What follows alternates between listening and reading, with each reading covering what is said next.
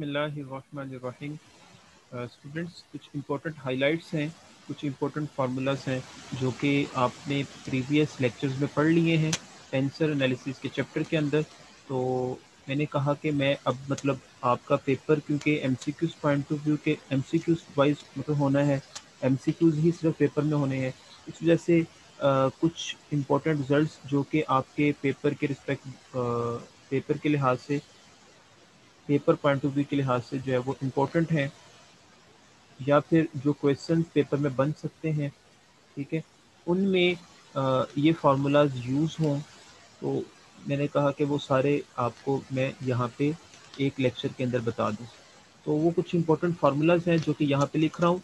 अगर आप इस इम्पोर्टेंट फार्मूलाज को गौर से समझ लेंगे, अंडरस्टैंड कर लेंगे, then you can apply these formulas on the problem related with tensor analysis। ठीक है, तो ये ना सिर्फ पेपर के लिए आपके लिए इम्पोर्टेंट है, बल्कि पंजाब पब्लिक सर्विस कमीशन में जब ये क्वेश्चंस आते हैं तो वहाँ पे भी टेंसर के अंदर जब टेंसर में से जब क्वेश्चन आते हैं तो वहाँ पे भी इन फार्मूलाज को अगर आपके जहन में होंगे तो आपके लिए हेल्पफुल होंगे कि आप कोई भी प्रॉब्लम को, बेसिक प्रॉब्लम्स को जो टेंसर का है उसको सॉल्व कर सकें। एनी हाउ, तो फर्स्ट थ्योरम था जो मैंने आपको पढ़ाया था students, show that if x1 x2 x3 are independent variables then partial xi over partial xj is equal to delta ij। तो बच्चों, अगर x1 x2 x3 इंडिपेंडेंट है तो देन हमारे पास जो आंसर आएगा उसका पार्शियल डेरिवेटिव लेंगे तो हमारे पास xi का विद रिस्पेक्ट टू xj के, तो वहाँ से डेल्टा नोकर डेल्टा ij उसका आंसर आएगा। तो बच्चों, ये मैंने प्रूफ आपको करवाया भी था, लेकिन यहाँ पे आपको सिंपली आपने इसको इम्पोर्टेंट पॉइंट के तौर पर अंडरस्टैंड करना है। क्रिनोकल डेल्टा आई जे ए जे, ये भी थ्योरम था कि अगर हमारे पास एक डिमी इंडेक्स आ रहा हो और एक फ्री इंडेक्स हो तो हमने डेल्टा के साथ वाला जो वेक्टर लिखा हो उसको लिखना है और साथ फ्री इंडेक्स को लिखना है, डिमी को छोड़ देना। ठीक है, थर्ड था हमारे पास एक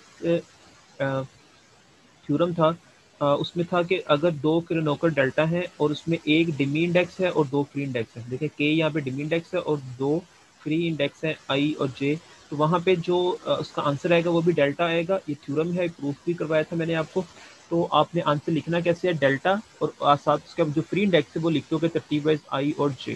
ठीक है, इसी तरह से इसी के पैरेलल जो है एक आपने डायरेक्शन को साइंस के अंदर भी फार्मूला पढ़ा है, ऑर्थोगोनल डायरेक्शन को साइंस के अंदर, कि अगर हमारे पास एल आई के, एल आपको पता है डायरेक्शन को साइंस को यहाँ पे कह रहे हैं, एल आई के और एल जे के हमारे पास एक डिमी आ जाए, दो फ्री इंडेक्स आ जाए, तो अब डिमी को छोड़ दोगे, फ्री को लिख दोगे आई और जे, और लिखोगे आंसर लिखोगे किसमें, डेल्टा में आएगा, क्रिनोकर डेल्टा में, तो आई जे आ जाएगा। इसी तरह से अगर के आई के जे हो तो या फिर डेल्टा के को छोड़ दोगे, के डिमी है, आई और जे आ जाएगा डेल्टा के अंदर। ठीक है, इसी तरह से फोर्थ है बच्चों हमारे पास एप्साइल, जो कि जिसको हमने अल्टरनेटिंग सिंबल बोला था।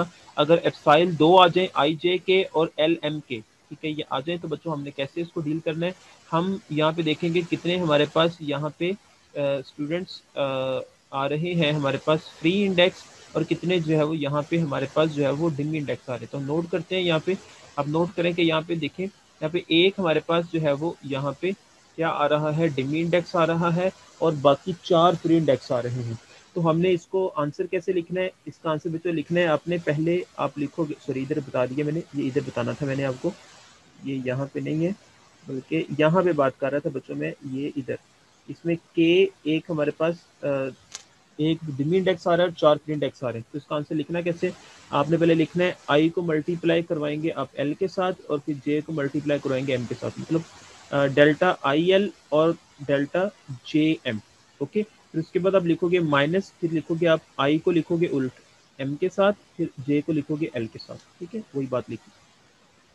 इसी तरह से बच्चों अगर हमारे पास जो है एप्साइल और डेल्टा में आपस में प्रोडक्ट आ जाए तो उस वक्त कैसे इसको डील करेंगे बच्चों, उस वक्त हम इसको देखेंगे कि यहाँ पे आई, यहाँ पे देखेंगे हमारे पास दो डिमी इंडेक्स आ रहे हैं, जे जे और के दो डिमी इंडेक्स आ रहे हैं और एक फ्री इंडेक्स आ रहा है।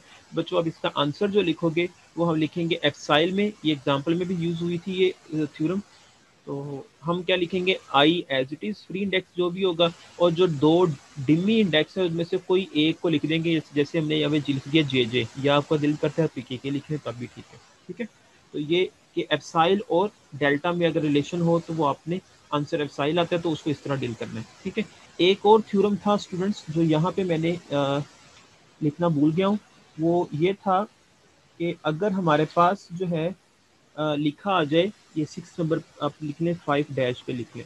ठीक है, अगर हमारे पास हमारे पास आ जाए ई आई डॉट ई जे।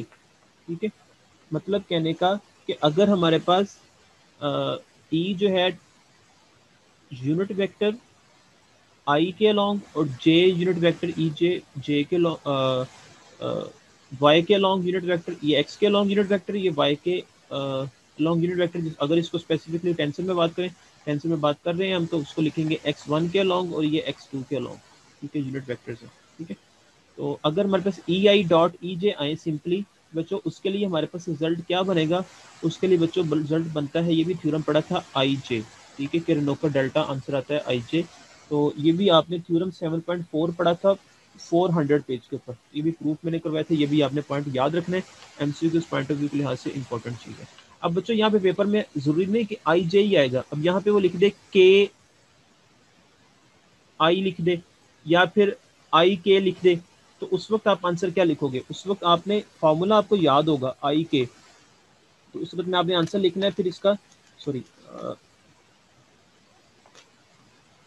अगर वो इस तरह लिखा आ जाए बच्चों कि लिखा है ई के डॉट ई जे, तो आपने उस वक्त आंसर क्या लिखना है, डेल्टा के जे।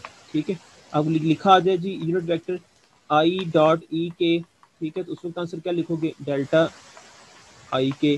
ठीक है, अगर लिखा आ जाए जी ई1 यूनिट वेक्टर डॉट ई2 यूनिट वेक्टर, ठीक है, उसको आंसर कैसे लिखोगे, डेल्टा 1 2। ठीक है, अगर लिखा आ जाए E2 unit vector dot ई3 unit vector, तो डेल्टा 2 3। ठीक है, तो इस तरह ये आंसर हम लिख सकते हैं। तो बच्चों इस तरह हमारे पास ढेरों एमसीक्यूज बन सकते हैं, ये जरूरी नहीं कि सिर्फ 2 एमसीक्यूज बनने हैं यहाँ पे। ठीक है, तो इसी तरह जो मैंने प्रीवियस अभी बताया आपको, ये जो 5 फार्मूलाज बताए, जिस सेंस में आपको बताए हैं ना मैंने, इसी सेंस में याद रखने की कोशिश करनी है, ताकि आपके लिए वर्किंग करना आसान हो पेपर में। ठीक है, तो इस तरह किसी तरीके से भी एमसीक्यू बन के आ सकता है। जैसे आप मिसाल के तौर पर मैं अगर आपको जैसे यहाँ पे है आई जे ए जे, ठीक है, यहाँ पे लिख दिया अगर आई के ए के, तो आप परेशान नहीं वहाँ पे हो जाना कि यहाँ पे के कहाँ से आ गया। तो आपने देखना है कि हमारे पास एक डिमी आ रहा है, एक फ्री आ रहा है, तो आप लिखोगे ए और उसके साथ लिख दोगे यहाँ पे फ्री इंडेक्स आई। लेकिन ये काम करना तब है जब आपको एक डेल्टा हो और एक हमारे पास ए से मल्टीप्लाई हो रहा हो, और ये काम करना तब है तीसरे वाला जब दोनों डेल्टा हो। ठीक है, और आंसर भी डेल्टा। अगर ये काम करना कब है, जब हमारे पास दोनों ही एल हो। ठीक है, ये काम करना कब है, जब हमारे पास दोनों एप्साइल हो। ये काम करना कब है, जब हमारे पास एक एप्साइल हो दूसरा डेल्टा हो। ठीक है, तो अब डेल्टा की डेफिनेशन क्या है, करोनोको डेल्टा की, हमारे पास आई इक्वल टू जे हो तो आंसर 1 आता है, और आई नॉट इक्वल टू जे हो तो आंसर 0 आता है।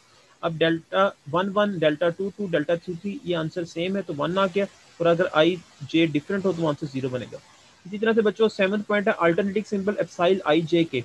तो अल्टरनेटिव सिंबल को डिफाइन किस तरह करते हैं, इफ आई जे के is a cyclic permutation of 1 2 3, तो वहां पे आंसर 1 आएगा। इफ आई जे के is an anti cyclic permutation 1 2 3, तो वहां पे आंसर -1 आएगा। इफ एनी टू आई जे के आर इक्वल, देन आंसर 0 आएगा। तो बच्चों आप देखें यहाँ पे मैंने यहाँ पे एक बनाया आपके लिए एंटी साइक्लिक, ये मैंने साइक्लिक बनाया है एंटी क्लॉकवाइज में। ठीक है, 1 2 3। ठीक है, अब देखें जरा यहाँ पे अगर लिखा हो 1 2 3, देखें 1 2 3 साइक्लिक में, लेकिन वो एंटी क्लॉकवाइज है। ठीक है, 1 2 3, या लिखा हो 2 3 1, या लिखा हो 3 1 2, तो आंसर हमेशा हमारे पास क्या आएगा, हमारे पास क्या बनेगा, आंसर 1 बनेगा। अगर लिखा हो ये एंटी साइक्लिक, लेकिन इसको हम बोलते हैं एंटी साइक्लिक बोलते हैं, या फिर इसको बोलते हैं क्लॉकवाइज में बात करेंगे। ठीक है, तो उसके लिए हम क्या देखेंगे, देखें 3 2 1। ठीक है, या लिखा हो 2 1 3, या लिखा हो 1 3 2, तो आंसर उसमें क्या आएगा, -1। ये आपको याद होना चाहिए। और आगे स्टूडेंट्स अगर हमारे पास कोई से भी दो सफिक्स में कोई भी एलिमेंट सेम आ जाए, जैसे हमने डेफिनेशन के अकॉर्डिंग पढ़ा था अल्टरनेटिंग सिंबल में, कि हमारे पास कोई सी आई जे के इक्वल आ जाए, ठीक है, तो वहाँ पे आंसर 0 बन जाएगा। जैसे 2 2 3 1 3 1 3 1 3 अप टू सोन, इसमें कुछ भी बन सकता है, तो आंसर 0 आएगा। ठीक है, तो ये इम्पोर्टेंट हाईलाइट्स थी जो कि आपके लिए पेपर पॉइंट ऑफ व्यू के लिहाज से ज़्यादा इंपॉर्टेंट है, और not only paper point of view के लिहाज से बल्कि आपके स्टूडेंट्स जो पंजाब पब्लिक सर्विस कमीशन का एग्ज़ाम है उसके लिए भी ये बहुत इंपॉर्टेंट है। उम्मीद है कि आपको समझ आ गए होंगे। इंशाल्लाह नेक्स्ट वीडियो में आपको जो है वो नेक्स्ट टॉपिक जो टेंसर का करवाया जाएगा। तो हर चीज़ को बच्चे ये समझ तभी आनी है, टेंसर आपको या कोई भी मैथ्स में आपको चीज़ें समझ तभी आती हैं जब आपने प्रीवियस लेक्चर को सुना हो। अगर आपने प्रीवियस लेक्चर को फर्ज करें, पहला लेक्चर जो टेंसर का था, अगर आपने वही नहीं सुना तो आप कहें जी डायरेक्ट मुझे ये फार्मूला समझ आ जाए, तो ऐसा पॉसिबल नहीं है। ठीक है, तो अगर आप पहले लेक्चर को सुनेंगे, फिर दूसरे लेक्चर को सुनेंगे, फिर तीसरे लेक्चर को सुनेंगे, वन बाय वन सुनेंगे, और उसको अपनी नोटबुक अपने पास खोली होगी, अपनी बुक खोली होगी, और वहां पे मेरा लेक्चर चलाएंगे आप साथ, तो उसमें आप जो है वो जो मैं जैसे जैसे मैं बता रहा हूँ कि वैसे वैसे आप उन पॉइंट्स को नोट डाउन करते जाएं। ठीक है, और फिर आपको वो चीज क्लियर होगी। अदरवाइज आप सिंपली देख लें एक बार इसे, एक बार जो है वो, तो ऐसे टेंसर या इस तरह कोई भी सब्जेक्ट मैथ का आपको समझ नहीं आएगा। तो इस वजह से ये बड़ी इंपॉर्टेंट चीज है कि आपको एक तरतीब वाइज सारी चीजों को पहले पढ़ना होगा, जैसे टेंसर स्टार्ट शुरू करें और वहां से वन बाय वन लेक्चर्स को सुने, ताकि आपको ये सारे लेक्चर समझ आ सके। अदरवाइज बहुत मुश्किल होगा समझना और आपको मुश्किल भी लगेगा। ठीक है, उम्मीद है कि आप जो है वो इस बात को फॉलो करेंगे। और ठीक है, तो अब इसमें कोई क्वेश्चन है आपके लिए कि कुछ समझ नहीं आई बात की इतना पढ़ने के बाद, मतलब प्रीवियस, तो या फिर आपको कोई प्रॉब्लम हो रही है तो आप व्हाट्सएप ग्रुप में या कमेंट बॉक्स में ज़रूर बताइएगा। टेक केयर, अल्लाह।